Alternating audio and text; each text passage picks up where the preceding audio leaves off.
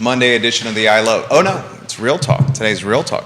The Monday edition of Real Talk. Nikki Chambliss in the house. What? Yes. And Carrie Griggs in the house. We love Carrie quite a bit at the I Love Seville Network. The man that has energy that's equivalent to mine. Brother from another mother over here. I didn't think about that. Oh my God. We're going to talk with Kerry about the market. He's heading to Carytown today. Wheeling and dealing. The man's always got closings on his calendar. Mr. Closer. Yes. I like Kerry Griggs. You'll take that. I'll take I that know one. you will take that. Nikki Chambliss is team leader at Oh. Keller Williams. Always ready to go. Oh, yes. Nikki Chambliss. And Judah Wickhauer is our North Star. Guys, give the show a like and a share. We'll have a good time today on the Monday edition of Real Talk with Keith Smith. Keith is on the West Coast, but he will be back Wednesday. He will be back Wednesday, so very exciting news. Judah, my friend, we can rock and roll when you're ready.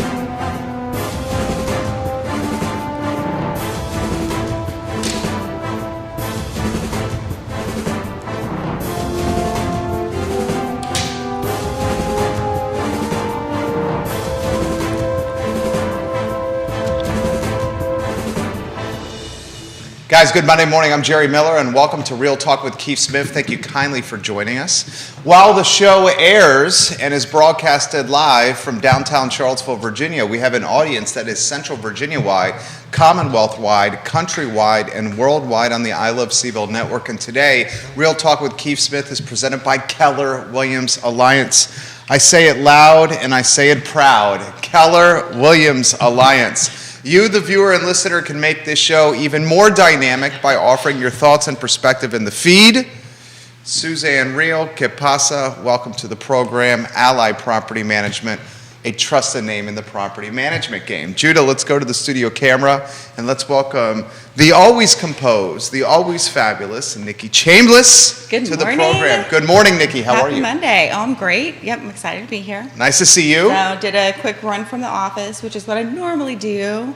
But sometimes I take too long at the office because, I just really love those people. So. Oh, absolutely. And today, one of the people you love, you brought the fabulous Kerry Griggs with you. Definitely. Yes. Good morning. Yes.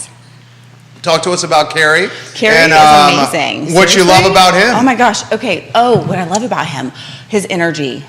Seriously, Me too, like I Kerry. had a call from our region with KW, right? And they were like, so we need somebody from your office that's like been caught in culture. And I was like, well, so there's this one agent where I'm like, I can't think of an exact instance, but like he exudes culture. And I know culture is one of those words that's totally abused, but like when you think about who Kerry is, that's the definition. Absolutely. This guy's awesome. A-plus Yeah, love people. All right, so Kerry, let's cut straight to the chase here. Talk to us since the last time you've been on the show. What's the temperature on the street? How's the market doing from your perspective? The market's still doing pretty well from me. I had 3 closings on Friday, so that was nice. Nice. Yes. The market is, you're seeing it soften up a little bit and a little bit of a shift. Now it's giving buyers a little more opportunities to look at homes, whereas it's not as crazy as what it once was, which is great. I think everybody can use a little bit of a breath and kind of just slow it down a little bit. This way people have the ability to make decisions, informed decisions. And this guy's got a large footprint. He's going to Carytown and Richmond today to help potential out-of-market buyers. He travels and he closes deals. So why don't we talk about that? The various pockets that you work within, zip code-wise. How's the Richmond market maybe compared to the Charlottesville market? The Richmond market's still booming pretty well. I happen to like working in both markets. It gives me a sense of, what's going on. I live in Zion's Crossroads, so it's like a midway point for me. But I also cover the Stanton area. I cover, Culpeper. I have one in Broadway, Virginia, which is on the other side of Harrisonburg that will be closing here soon. I was the listing agent on that. And, just really do your research when you're going to these areas. But I travel in these areas quite a bit anyway, so I know them pretty well. Is the Richmond market as competitive as what we're seeing around here? Yes, it is. Yeah? It's still Because there's a going pretty misconception that, there's a ton of rooftops. Richmond's easier to buy something. You're saying not so fast, my friend. Yeah, not so fast. You still find it competitive. A lot of the I'm very fortunate to have a contractor background like I do, because I tend to do a lot of new construction, and it's easier for me to sell a new construction when you have like here in Virginia, you get a 1-year builder warranty, so that's really appealing to folks. And when you talk to them about the use and abuse of resale homes, which, I understand the need for resale, because if you're trying to be in a specific location and they ain't building in there anymore, you got to go with the resale. But it is very appealing to buyers that are trying to get into a home that they know is going to be covered for at least the first year. Absolutely. Carrie Griggs, guys. Nikki Chambliss here on Real Talk with Keith Smith. Nikki Chambliss, the show is yours. Oh my gosh. So I think like a lot of what we're talking about in all of the circles that I am running in that overlap so very much is this market, what we think is going to happen, and how it's impacting things, right?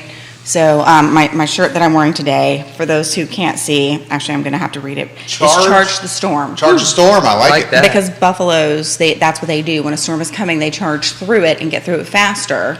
And that's kind of, yes, the shift, yes, it's positive. And we've talked about it, last week even. It does make some things not as easy. It's still as simple as it has ever been, and it has always been, at least since I've been in, and probably even a little further back, right? Since we have had the amazing agency laws and all the protection for the consumers. But it being simple and easy are not the same. We got props coming in from Neil. Is it Levitt? Uh-huh. Hey, Watching Neil, the program right now. He says, "Go, Carrie, go." Thank you, Awesome. bro. If you want some props or perspective heard on air, put them in the comment section. I will relay it live on air. Kevin Yancey says, "Please have the panel compare the west of the mountain to the Richmond area." That's Kevin Yancey in Waynesboro. Daniel Pettit of Real Estate 3. What's up, my friend, and welcome to the broadcast. Yeah. So one of the viewers and listeners, for you specifically, Carrie, says you have experience on the other side of the mountain, making dreams a reality. Yep. You have experience in Richmond making dreams a reality. Compare the two markets. I actually think that the west of the mountain is actually probably a little more competitive than it is in Richmond. Richmond's very similar to the Charlottesville market, but I still think it's booming on that side. And I think the reason for that is because of the price point. It seems to be more affordable on that side of the mountain. Especially if you're trying to commute to the Charlottesville area and you're just, that's within 30 minutes. So I think it's a very good price point for over there, and so it just tends to be a little more competitive. Now, obviously, once you hit those, 500s and above, it's a little slower in those, but, anything 250, 300,000 is being consumed pretty quickly. More comments coming in.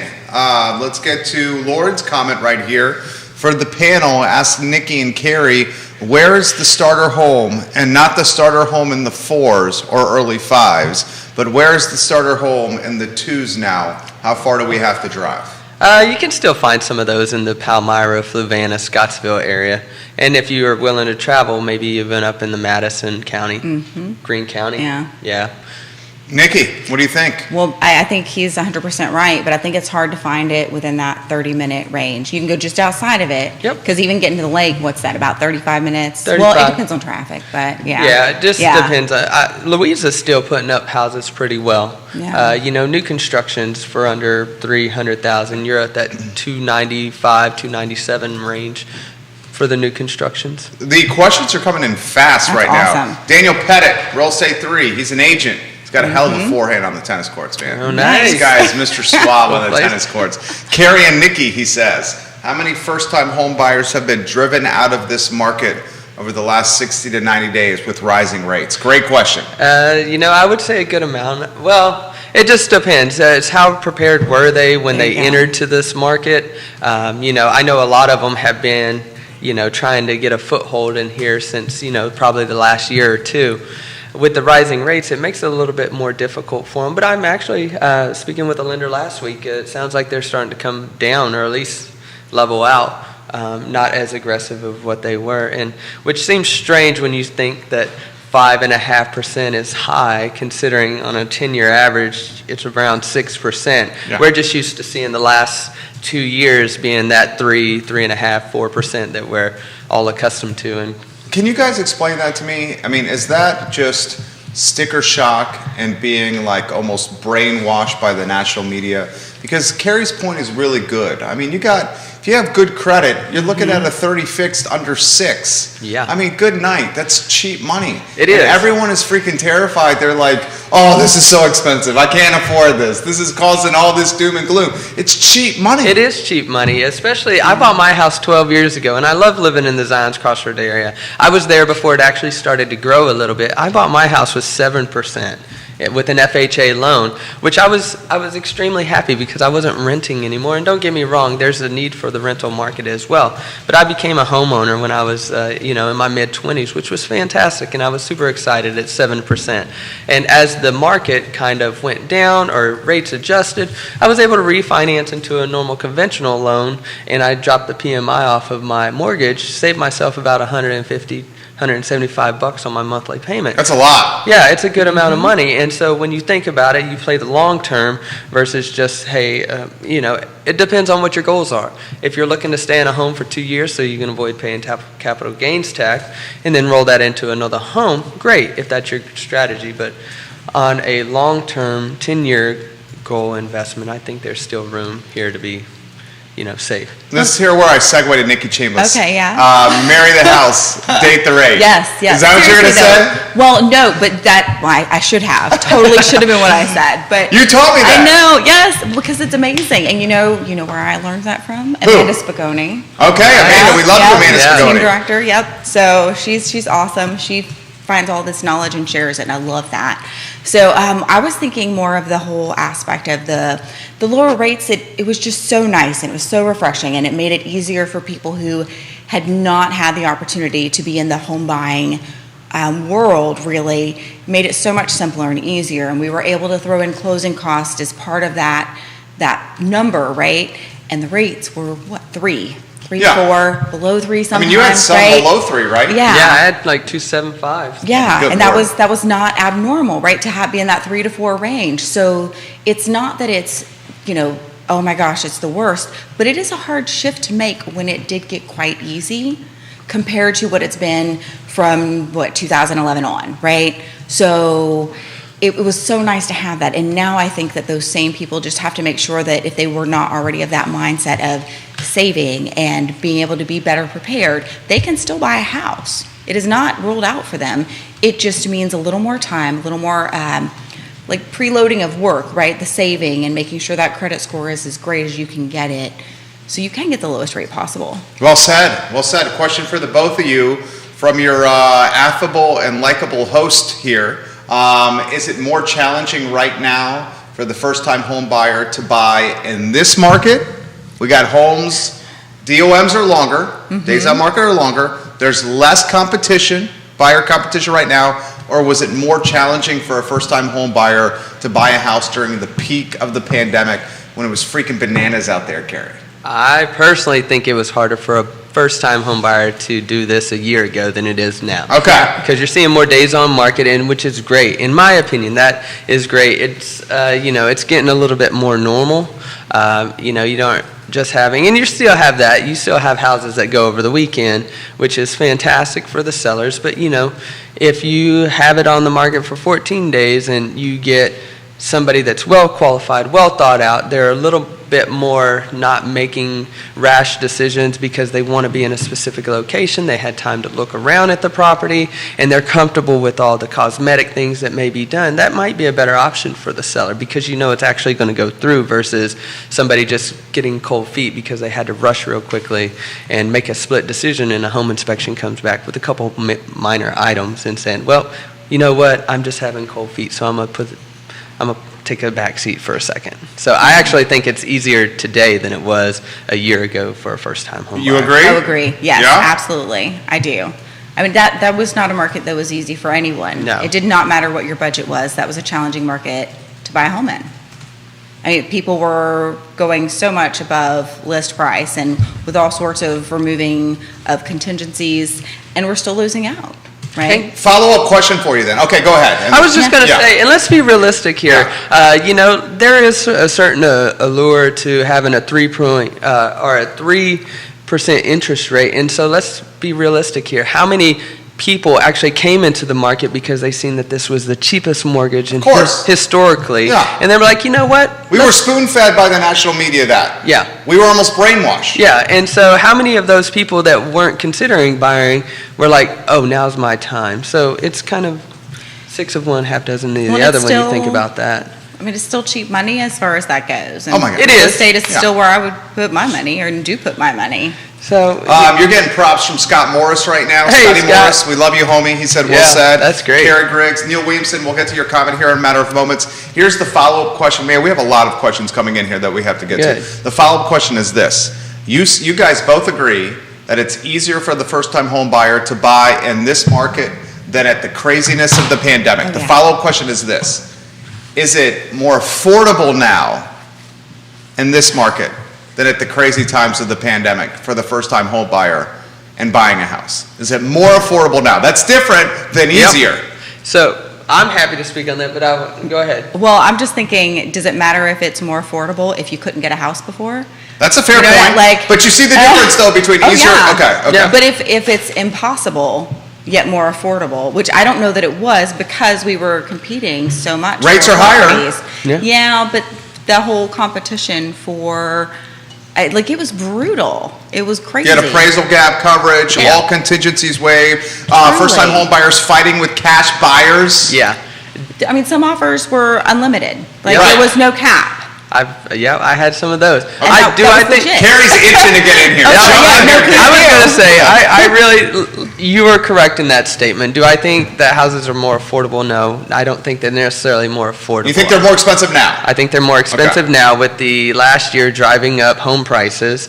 I think we still have an affordability problem with some of these homes. I think that, it'd be nice to have some, houses in that 250 range and that 250 to 300 ranges. I'd like to see more of those come to the market, and I think we will over, the next couple of years as builders start to catch up. But I don't think it's more affordable for first-time home buyers. I do think it's easier. And you have to understand what your buyers are looking for. Is it that they can afford it because they have great credit and they have good jobs, great income, but maybe they haven't saved up as much as that. So for them to be able to roll in the closing costs, or, if it's an existing home that they're catching a break from because they know, a landlord that they're purchasing it from, can they ask for a gift of equity into their home? So I think it's easier for the first-time home buyer, but I don't think it's more affordable for the first-time home buyer. Alex Knight giving Carrie some props Hey, right Alex. now on the feed. Nice. Got 3 states on the show right now. Let's go to Neil Williamson, the president, El Presidente of the Free Enterprise Forum.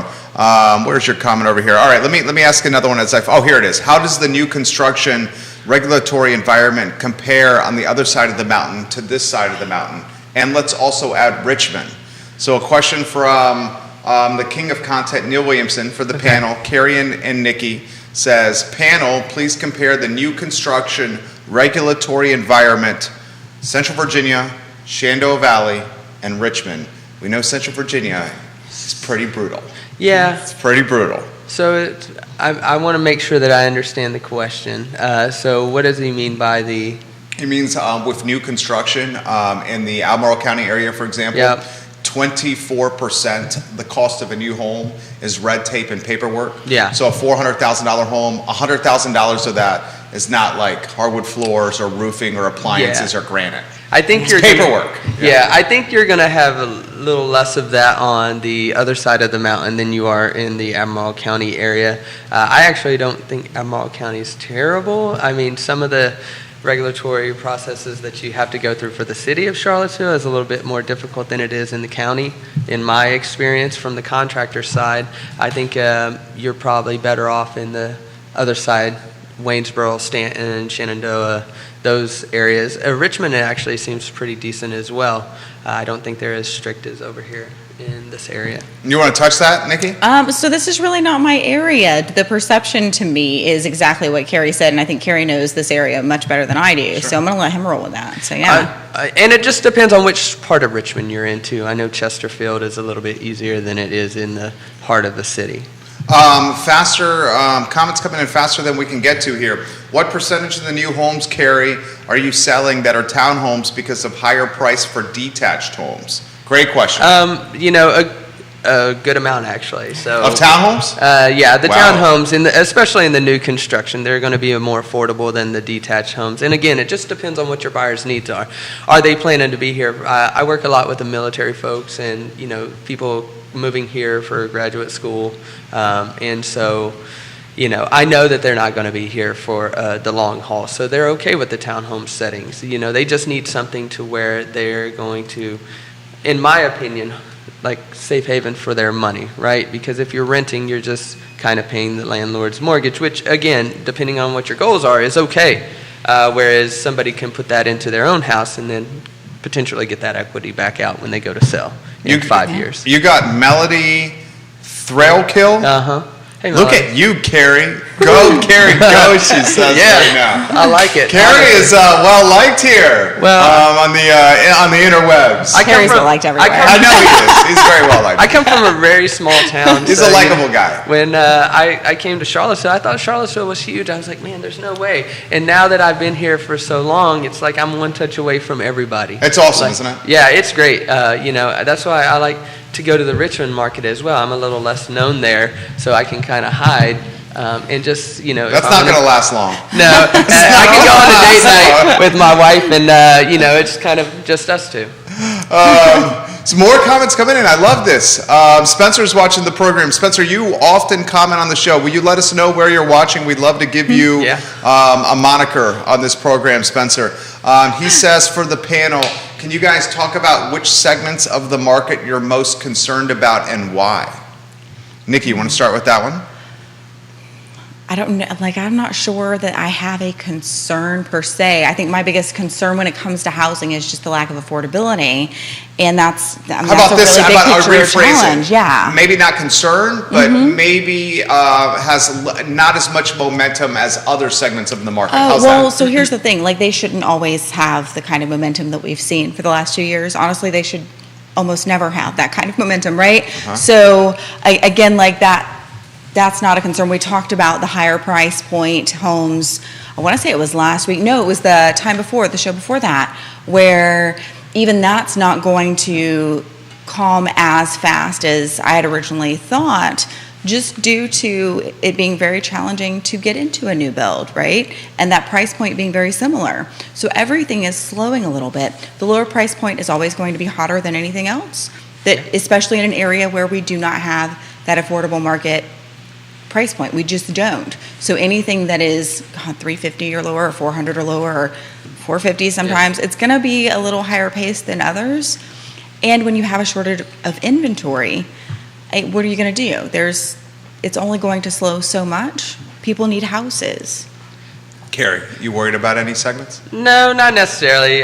So I think if you're going to see any kind of slowing of any of the market, I would say it's probably going to be between that $500,000 and $800,000 price point, because that's not going to be for your first-time home buyers or your family that's trying to slightly upgrade, and it's not going to be within those higher super wealthy. Yeah, super wealthy. They're quite frankly not as concerned about, $800,000 I feel like is a little bit smaller on their price point when they're shopping in the millions. So I think that's going to be the one that we're really going to have to keep our eye on. Not too much worried about it, but I do think we need to have an honest conversations with the sellers that are going to be coming into the market and letting them know, hey, be prepared for more days on market. And just because you've seen somebody's house go a year ago for $100,000 over listing price, you're probably not going to come across that, only because it's not that same market that it was 6 months ago. Follow-up question from one of the viewers here. With the higher-end price points, in this market, are you seeing more buyers use cash to avoid the escalating rates? Not necessarily. It's still basic for me anyway, as in my sales practice. I closed on one on Friday. $850,000 house. It was just a 20% down conventional loan. That's a good commission for you there, Carrie Griggs. It was nice, but very nicely done right there. The only time the man is at a loss for words. At the end of the day, I just want to have happy clients, because that word of mouth is going to do more for me than that one commission check. How about this one? Do you guys feel that much of the new construction coming on the market will be attached homes in Albemarle County because of the cost of land? Yes. Give us your take on that, guys. I kind of hope so, because that means more houses, right? That means slightly lower price than if they were detached. It's kind of what we need. What do you think, Carrie? Yeah, I think we're going to see more of the attached homes. I think that is what I think that's actually what's moving quite well here. And I think builders do their homework and they do their research. They don't just buy properties, or they don't just buy lands with the intentions of, building. Well, I guess it just depends. I think they go into it very analytically. They are not buying and selling them based on emotions. They're a calculated risk for them. So I think the townhomes is going to be the better move in the next near future.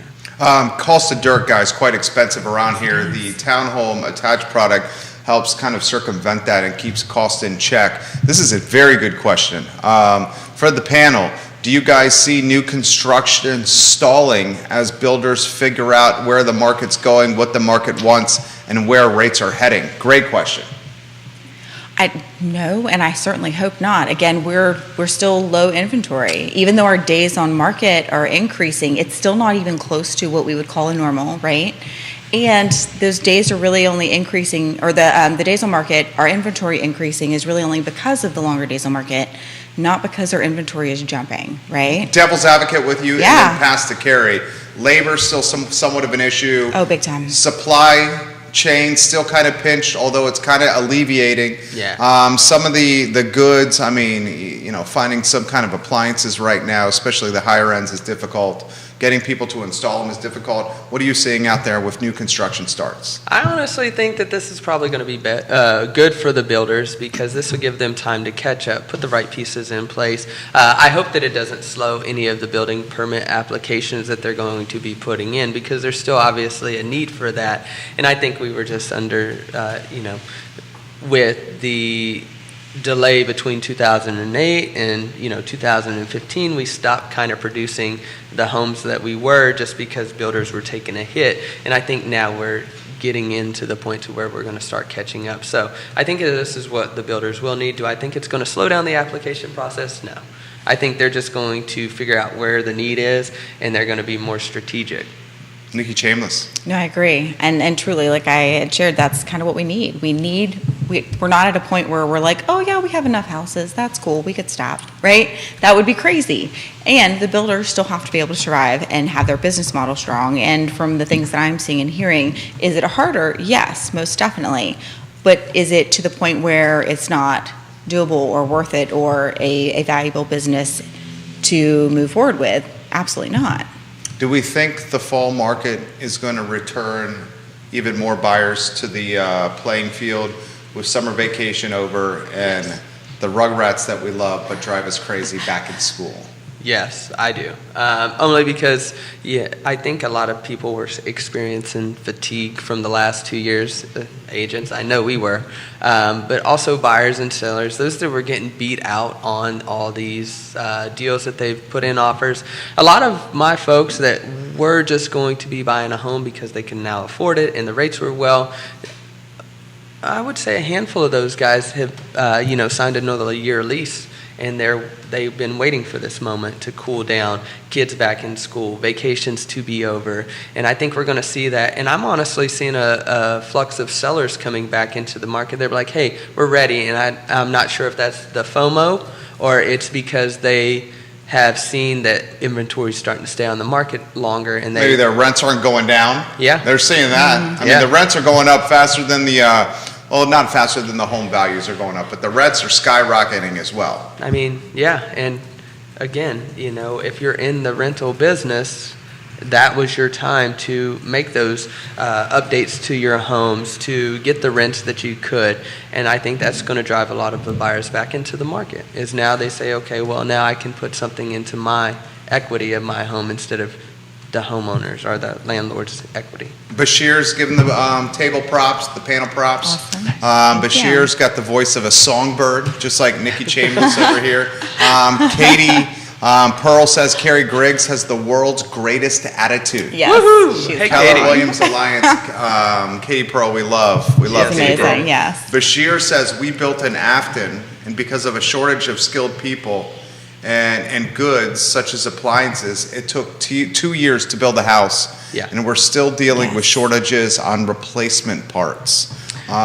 Good comment right there for Bashir. You want to jump in on that? Yeah, I think there's a problem with the labor shortage right now. I think we need more tradesmen out there in the industry. I would love to start a Boys and Girls Club with a trade school attached to that, so those that know they're not going to be doctors, lawyers, engineers, those things that need that degree can go into a workplace. If they started out as juniors, they would have 2 years work experience. That would be great for you. This is a great idea. This would be great for your builders. If they invest into some of that programming and the schooling, I think you would have more workers come out of high school with 2 years of experience going to the plumbing, the framing, the carpentry, and the electrical, even mechanical.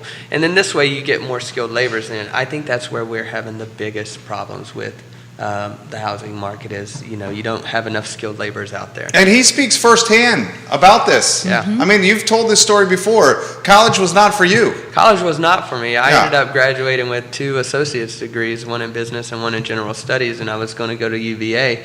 But I deferred that because, I was doing just as much in the trades as what, my other college colleagues were doing. Without the student debt. Without the student debt. Yeah, dude was stacking paper as a teenager. It was really nice. And again, you can make 6 figures in the trade world easier than one would think. Without the student debt. Without the student debt. Can make a great living. I have friends of mine making $500,000 as electricians and plumbers and HVAC guys, and it's fantastic to watch them grow. And it's only because there's a shortage of these guys out there, and they're not charging outrageous prices. It's not like they're trying to get over on anybody or gouge. If you do it at a decent living, you do really, really well. I think there was a big push for the college, and and I don't mean to offend anybody, but that is like what we're geared to do, high school to college, and then you come out. I don't need a liberal arts degree to, work at a coffee shop, or I don't need that to work in the skilled trades. I think it is just something that's drilled into the kids. I wish they would push trade school a little bit more. And that's why isn't it, Carrie? This is a great take. Stephanie Rhodes, we'll get to your comment here in a matter of moments. We got a lot of people, you're resonating with a lot of people here. What's with is it the stigma, is it the trade stigma versus the 4-year college push? I mean, why is it rammed down? Because you and I, how old are your kids? I have a 7 and a 4-year-old. Okay, so you're on the cusp of dealing with this right here. Mine's 4.5 here. Why is it just so rammed down our throats? The 4-year college, come out $200,000 in debt, as opposed to the plumber, electrician that gets paid as an apprentice. Yeah. They go to college and they get college's apprenticeship, and they're getting paid. Yeah, and I'm not 100% sure why they push that more. And I think there's labor shortages in other industries as well, like the teacher, the teacher trades. I'm not 100% sure why they push college over trade school.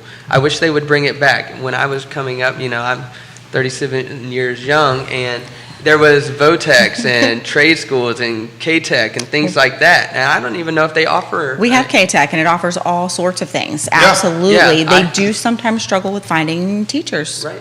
There's a teacher shortage at K-Tech right now. I did see that. Unfortunate. Yeah, I did see that. And they can't offer things if they don't have someone to teach it. Right? Yeah. That's literally what's happening. Because they're too busy in the field. Is that what you think they're too busy in the field to be teaching. Why teach electrical when you can go work in the field and make $1.50 an hour doing electrical? They don't even have it in high schools anymore. When I was coming up, they had wood shop.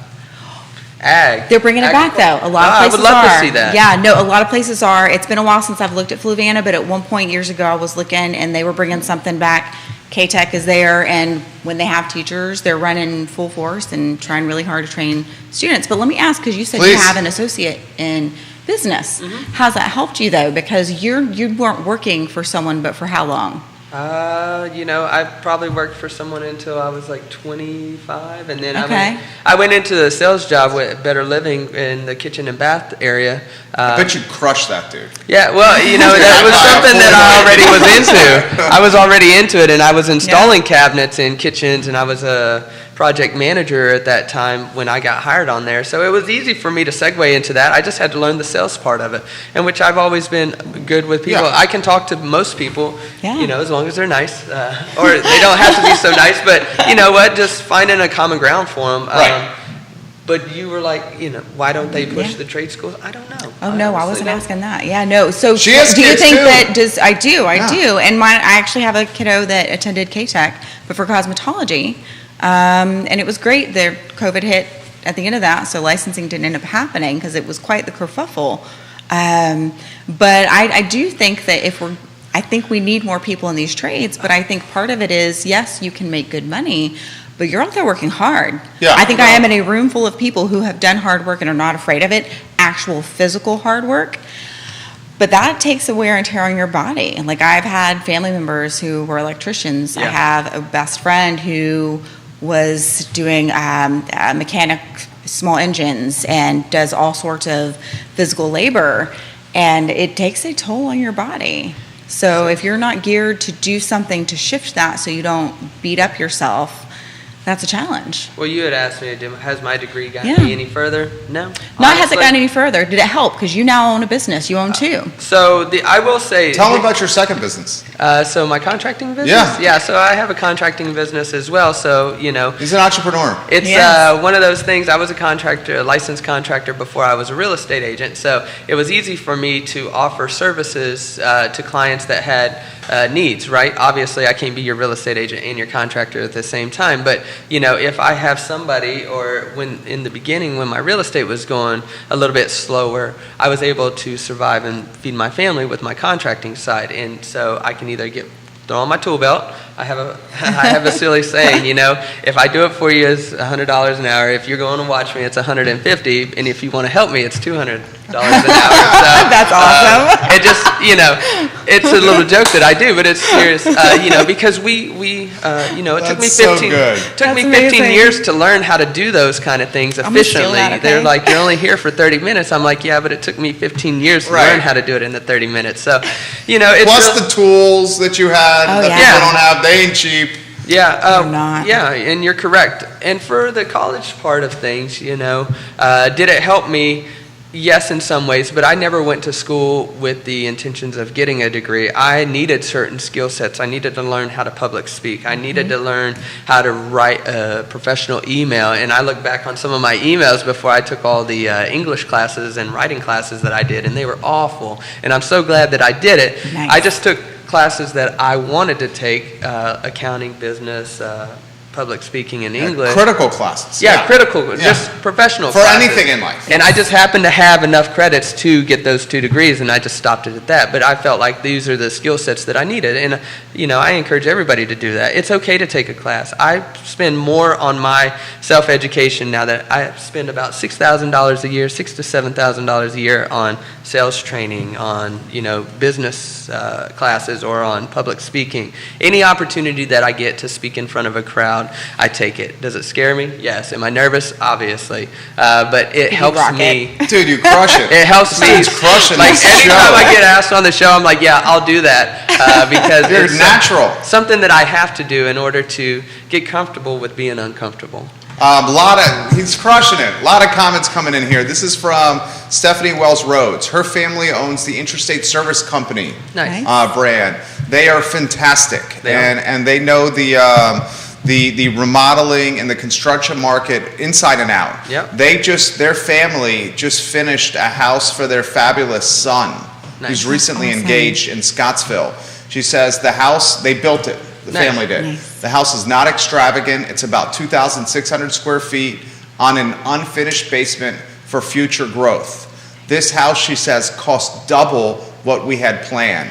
She said everything has doubled from when we built our house in 2017, and they're in the Keswick area. Yeah. Everything has doubled. You want to touch on that there, Carrie? Yeah, It ain't cheap out there. Yeah, no, it ain't. You know, obviously the cost of materials and supplies have went up. Not only the materials, I would say it's, you know, the material costs are starting to come back to a reasonable price. And what we're having is... Oh, 1,600 square feet. Sorry, she says 1,600 square feet. Correction. Sorry about that. Yeah, yeah. But also your labor has went up because Because there's not enough people. Yeah, they're understaffed, and they can, you know. I mean, she knows about this. Her company.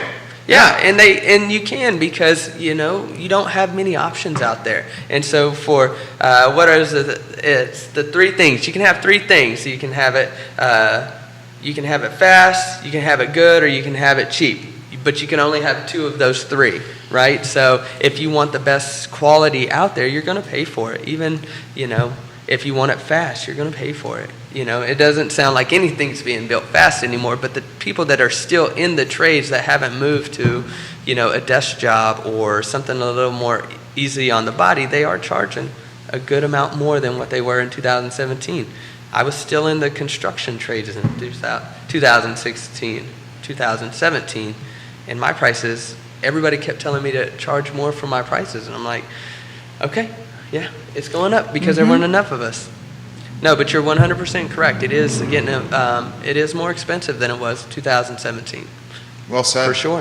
Nikki Chambliss, Neil Williamson says you get bonus points for the word kerfuffle.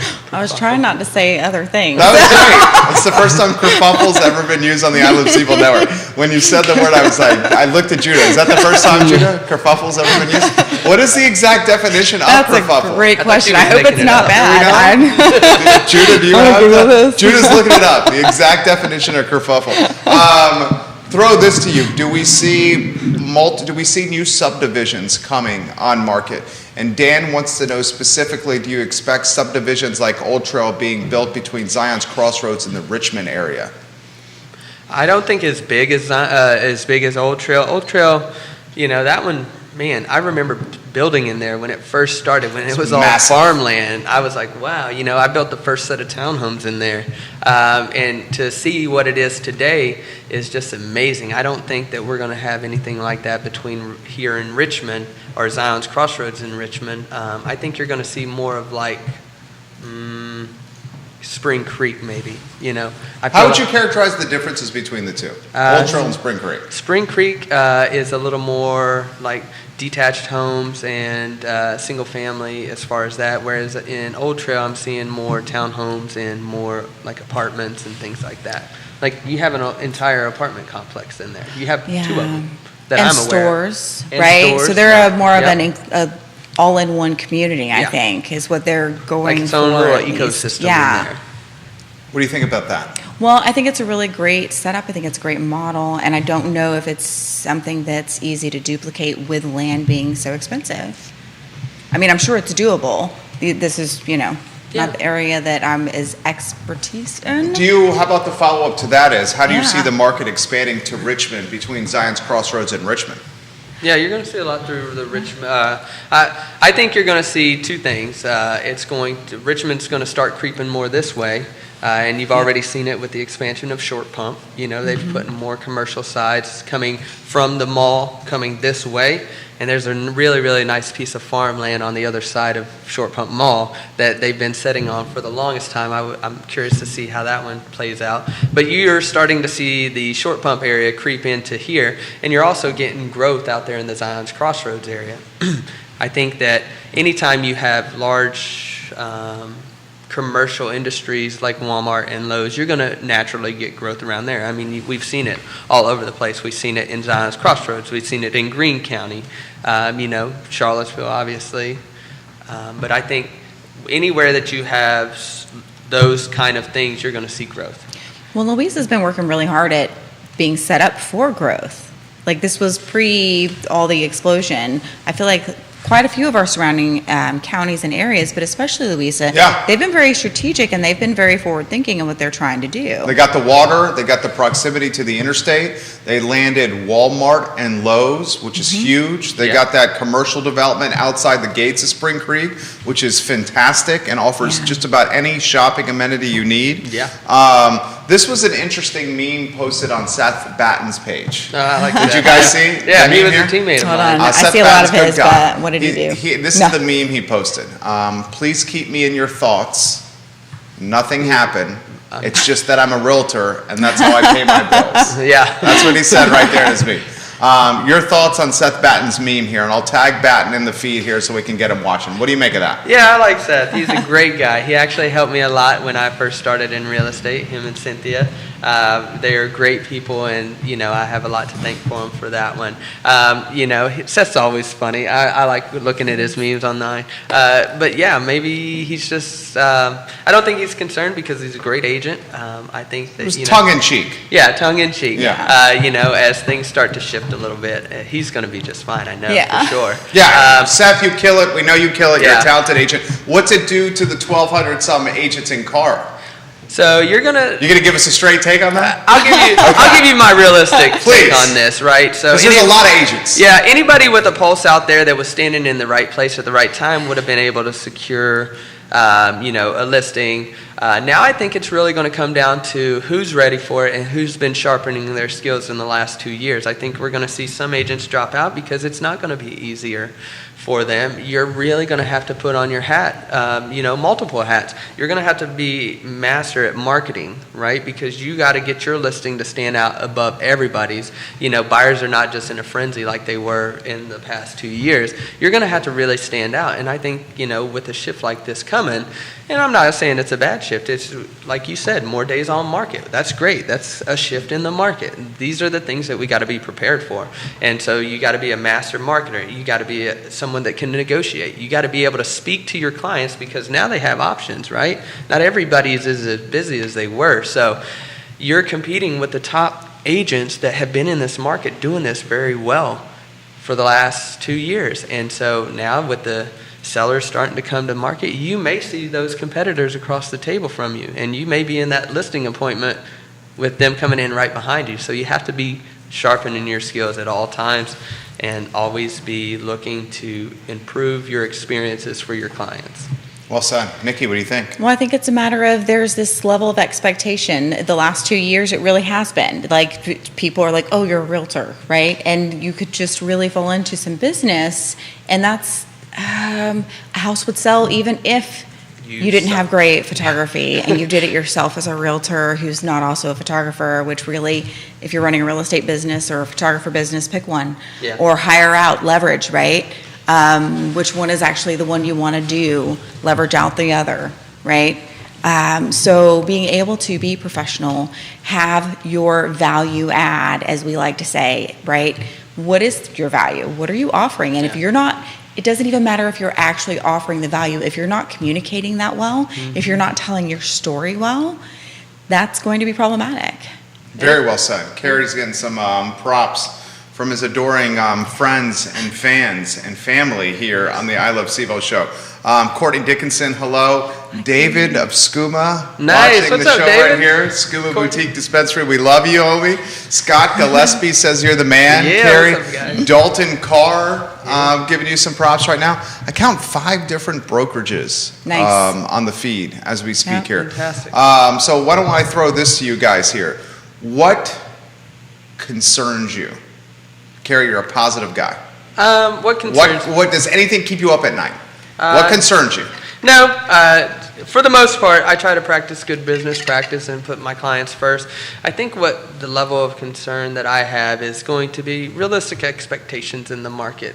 And I know I preach about this all the time, but communicating with the sellers, and I've lost a couple of listings because I told them exactly what my thoughts were and where I thought they should be. They wanted inflated price? Yeah, Is that they what wanted it was? They wanted an inflated price, and I told them, I just said, I don't stand behind that, and I don't think you can. And I said, And were you right? Yep. You were right? 100%. I know there's a townhome that it's across from. Well, never mind. Yeah. Well played, Kerry. There was a townhome that I went on the listing appointment, and I gave him the exact price of what I thought it was going to sell at. And another agent come in, and they, told him a higher number than I did, and they went with the higher number. After about 30 days of being on the market, I seen it come down to the price that I originally got them. Within 2 days, it was under contract. And as far as I know, it has sold. But I'm not going to inflate a price to win a deal because at the end of the day, It's my yard sign that's sitting in front of there. It's my listing that's on the market. Yes, it's your home, but if it's sitting on the market for 100 days, that just means that I missed my mark. Well said. Yeah, Damn, that's that was awesome. good right there. Nikki, jump in Oh here. my That's gosh, tough to I don't know follow that I right can there. follow that. That's tough to follow right there. It You're on is. fire Oh my today. gosh, that's incredible. Okay, well, I don't even know where to go from this. That was great. Truly, you're right though. Like, just having your yard sign out there is not the job. That's not what you're going for. You're trying to help that client achieve their goals by selling their home, by buying a home, whatever that may be. I know the last week we talked a lot about that communication with clients, and you're really amazing at that. Are we seeing any investors in the market? Multiple people on the feed saying, what's the investor market like, and how have rising rates impacted investors and flipping homes locally? Do you guys see a lot of flips locally? I mean, yes and no, but typically when investors buy properties, they're not necessarily looking to flip unless they're buying and holding. Yeah, unless they got a crazy deal and they know that they can get some cash out of it, because the investors are looking at things long term. They're not, I mean, anybody that's in the real estate business, if you're looking to be an investor, you're trying to buy and hold, so you're getting those rents. Now, if you get something that's dirt cheap and you have to put $100,000 into it, and then you turn around and sell it and make $100,000, by the time you do that, you got capital gains and everything like that. That's not the move, I don't think. Right. Investors are there's always going to be investors out here in the market. Doesn't matter what the rates are doing. Your investors are more business sound than that. They're going to be looking at it a long-term stance, and they're going to make sure that they factored everything into it. And I don't think the interest rate is going to drive investors away. Is the price point in this market too expensive for the house flipper? Yes. It's not just the price point either, though. Well, because here's the thing. They're not buying from the MLS, though. They're going around and they're finding a home that's been vacant for years or is in Before it hits the disrepair. MLS. And absolutely. I mean, a good investor is, right? I mean, you can also find things on the MLS, and you should, right? I have. I'm really happy with it. And if what I'm looking for is a flip, or if I am running an investment business, I'm looking everywhere. And honestly, when I was helping find homes for my buyers, I was looking everywhere. That's important. I'm not going to miss something just because it's not in the system that I look at, right? Well, let's be realistic here. Everyone at this table is business mindset. They're looking, we all know how the investors, flippers kind of do this. You know, there's mailers that get sent out. There's dialer apps that, you know, call 100 people a day. They have people working for them, you know, with the yard signs, hey, we buy homes and stuff like that. So odds are they're not shopping on the MLS as much as most people would think. They're out there getting the deals before they hit auctions, they hit county websites, taxations, you know, things like that. They've already exhausted most of those before they even look at the MLS, in my opinion. Woody Fincham jumping in here with a couple of comments. The fabulous appraiser from Fincham and Associates. We'll get to Woody's comments here. He says, same for appraisers, but there's going to be some attrition. He's talking about your take on the agents potentially dropping out. He says that's going to be the same, Carrie, for appraisers as it is agents. There's going to be some attrition, supply and demand. I really think that full service agency will come back to the forefront. He says also, Woody Fincham, we have a fair amount of tenant occupied property in our pipeline right now, the appraisal pipeline.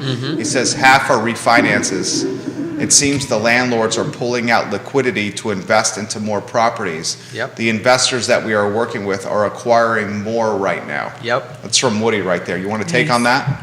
And again, like I said, the rates are not going to scare off the investors. They're smart with their money, and they're looking at other avenues to do this, right?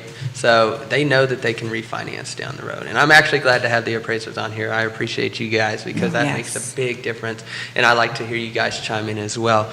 I actually really appreciate the appraisers. They're the ones that kind of help pull back when the things were getting crazy. And I've had some of the deals that I've had on the buyer side come back where it did not appraise for value, and that was able to pull back on the rising cost of housing. And I appreciate you guys for that and be able to stand your ground, because agents like myself, we provide comps and everything that you need to go along with it, and we make it very difficult on appraisers. But you know what? We need you guys, and that's really fabulous to have. You know, I think that the renters, the landlords, and the investors are always going to do this. And having the cash to pull out, this is a great time for those guys. And they're going to continue to buy up the real estate. Emily Ann Coulter watching the program. Awesome. Welcome to the show. Danny O'Day, he and his fiance, soon to get married, looking to buy a house. Welcome to the program, DOD. You got a couple of mortgage brokers. You got an appraiser. You got 6 real estate firms on the feed right now. All right, why don't we do this? Oh, man, an hour flies by when you're having fun. Yeah, so, it does. Carrie and Nikki, Okay. the crystal ball predictions for the rest of the year as we head into next year. I love the crystal ball predictions on this network here. Nikki, ladies first. Show is yours. Well, what are you asking me to predict? What do you, That's a how do very you, how do wide you open. see this market shaking out? I think that this whole calming down, I think that's going to continue a little bit. I think we're going to go back to what we keep calling a normal. And normal is a setting on a dryer, right? But I think when we say a normal, what we're talking about is having that more seasonal rotation of a spring that's a little more listing heavy, and then a little bit of a, let's breathe, and then a fall that comes back once everybody's back in school, and then winter where we're actually able to spend time with families and enjoy the holidays that we like to celebrate. So that's kind of part of what we're talking about with the new normal, and also not having the crazy kerfuffle of battle. Now I'm going to use that every chance I get. I like it. Great we work. never got a definition though. I think Judah got the definition. Do we have a definition? You got the microphone and the volume over there. The awesome. Director, chime in. And what's the definition of kerfuffle? A commotion or fuss, especially one caused by conflicting views. Okay, you used it That's well. nice. Yeah. Yay. Whew. I'm going to use that Very nicely done. on my next appointment. I think we're going to continue to move back toward more of a normal, and I think it's nice. I think that as long as builders continue to build, and if they can continue to do so at a high rate, that's going to help us so very much, because we need those houses. And I do think that when it comes to realtors, they're going to have to up their game. A lot of our realtors already had great game. And some of those same people struggled a little bit when it was completely chaotic and are now able to come back to, okay, hold on, what are my foundational pieces? What got a little crazy? Let me make sure I'm working on my foundation and not being caught up in the chaos, right? And then some people who just got in have a lot of learning to do. If you've only been in real estate for a year or two or maybe 3, you have things to learn that you haven't had the opportunity to learn and apply. And there's something really important about learning it and applying it, right? That ability to negotiate at a different level in a different context, that ability to educate sellers, those are all really, really needed and important. And for those who do that, they're going to be fine. They're going to be building businesses that actually will help sustain them for however long they want. Because if you can build a business in a shifting market, you're good. Well said. Nikki Chambliss crushes it on this show on Mondays. Carrie, you have been on fire. Thank you. He is, every time he comes here, he does better. Yeah, I mean, he's he just had great. a freaking Getting easier. grand slam today. All right, the show is yours, my friend. Anywhere you want to go. So my crystal ball prediction is I think that we're going to see rates come back down slightly. I'm not saying it's going to go below 5, but I think we're going to see the rates come down slightly, and I anticipate that because we got the midterm elections coming up. So I think both parties are going to do what they can to try to help the American people, but I think that the interest rates are going to come down slightly. I think that houses are still going to move within a reasonable time frame. You're going to see more houses on the market for longer days on market. I think you're going to see, like Nikki said, a little bit more of what was normal, and that just means more inventory for buyers to consume. And the sellers are still going to have a good opportunity to sell a house and make a profit off of it. I think that you're going to see agents that are going to step up in their marketing and their ability to negotiate. They're going to sharpen their tools, and they're going to get after it. I think that it's going to be, the rest of the year is going to look fantastic for those that are willing to get out there and work. And it's going to be a great opportunity for buyers to come back into the market and try to secure something for them and their family. Well said. Guys, when you see Carrie and Nikki walking around town, give them some props for crushing it on today's show. Seriously, you guys crushed it. Thank you. Awesome. I appreciate it. It was awesome. We love being here. I do too. Same. I really do. It's very enjoyable with you guys. They made a host job very easy today, Nikki Chambliss and Carrie Griggs. I love when the guests have great ammunition, something to say, and back it up with facts and perspective. Judah Wickhauer is the director, the North Star of our infrastructure over here. The show is Real Talk with Keith Smith. All the shows archived online at realtalkwithkeithsmith.com. It's powered and presented by Keller Williams Alliance. You can count on Keller Williams Alliance, 2 of the team members right here, and Nikki Chambliss and Carrie Griggs. My name is Jerry Miller. The I Love Seville show is up at 12:30 p.m., and there's a lot of news to cover today, guys. We'll see you very shortly. Take care. Well done, my friends. Awesome. Thank you, Jerry. Thanks for having me, brother. Oh, I it was always awesome. love being here.